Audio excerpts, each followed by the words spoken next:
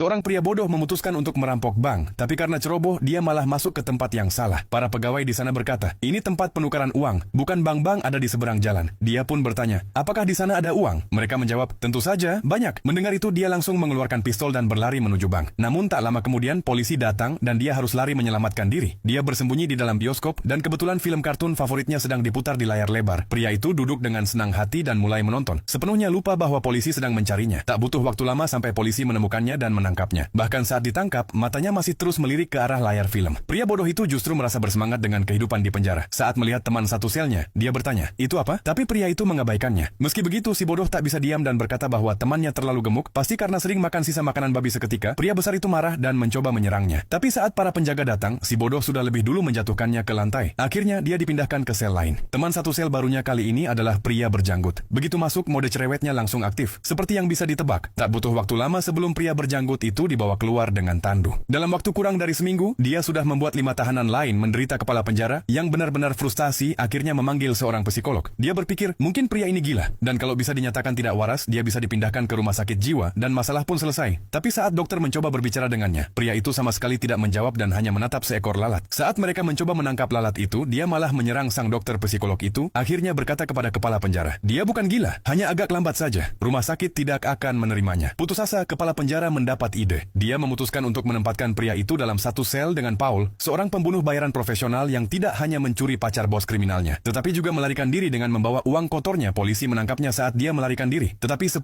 juta dolar yang dia sembunyikan tak pernah ditemukan. Berbagai cara sudah dicoba, tapi kepala penjara tidak bisa membuat Paul bicara. Maka dia berpikir, mungkin si cerewet ini bisa membuat Paul membuka rahasia. Pria bodoh itu sangat senang punya teman baru, dan langsung berbagi rencana kabur. Langkah pertama, pura-pura